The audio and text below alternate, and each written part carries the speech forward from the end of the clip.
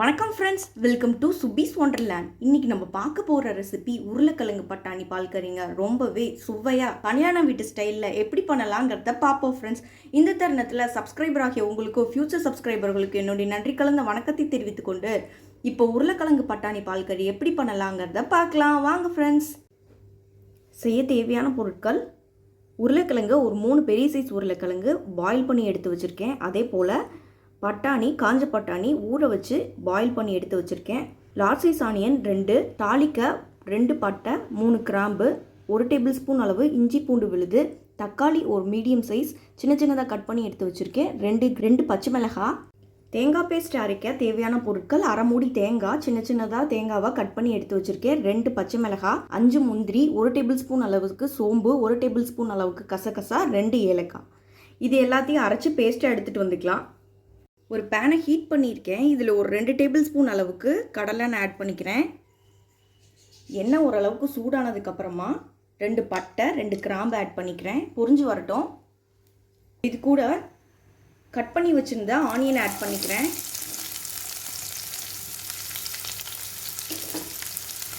Onion நல்லா வதங்கி வரட்டும். வெங்காயம் ஓரளவுக்கு நல்லா வதங்கிடுச்சு. இப்போ 2 பச்சை மிளகாய் கீரை ஆட் பண்ணியிருக்கேன்.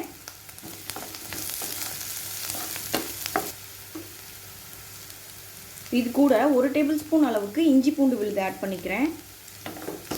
இஞ்சி பூண்டோட பச்சை வாசனை போகிற அளவுக்கு நல்லா வதக்கி எடுத்துக்கலாம்.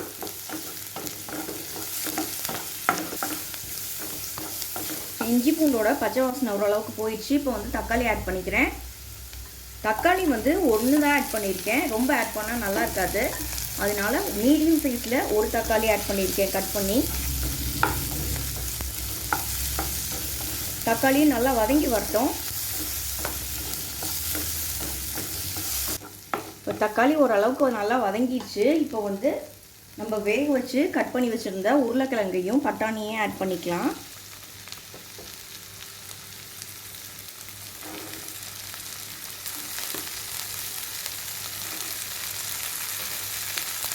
இது எல்லாத்தையும் நல்லா மிக்ஸ் பண்ணிக்குவோம்.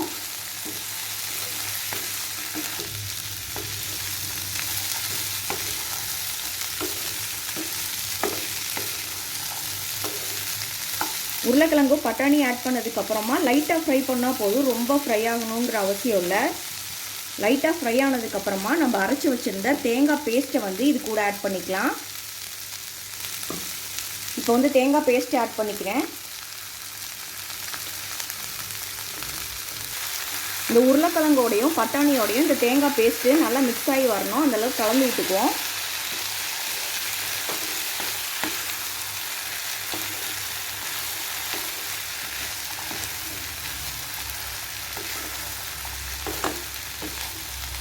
நல்லா மிக்ஸ் பண்ணி விட்டதுக்கப்புறமா இப்போ நமக்கு தேவையான அளவு தண்ணி பார்த்து ஆட் பண்ணிக்கோங்க.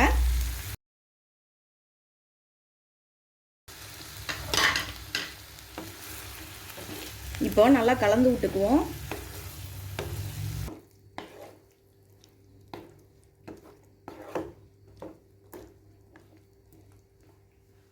இப்போ தேவையான அளவு உப்பு ஆட் பண்ணிக்கிறேன்.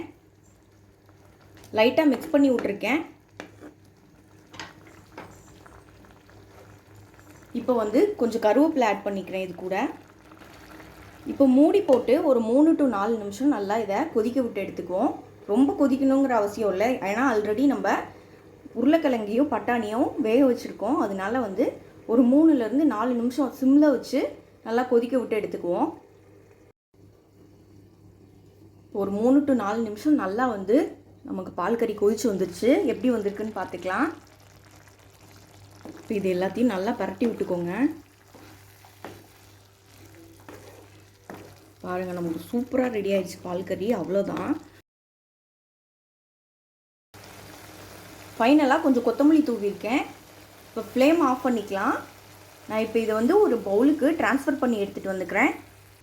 இப்போ நமக்கு ரொம்பவே டேஸ்டியான உருளைக்கிழங்கு பட்டாணி பால் கறி ரெடி ஆயிடுச்சு ஃப்ரெண்ட்ஸ். இந்த ரெசிபி உங்களுக்கு பிடிச்சிச்சுன்னா எங்கள் சேனல் லைக் பண்ணுங்கள், ஷேர் பண்ணுங்கள், சப்ஸ்கிரைப் பண்ணுங்கள் அண்ட் உங்கள் கருத்துக்களை கமெண்ட் பண்ணுங்கள். மீண்டும் இன்னொரு நல்ல ரெசிபியோட உங்களை மீட் பண்ணுறேன். அதுவரை உங்களிடமிருந்து விடைபெறுவது சுபீஸ் ஒண்டர்லேண்ட். தேங்க்யூ.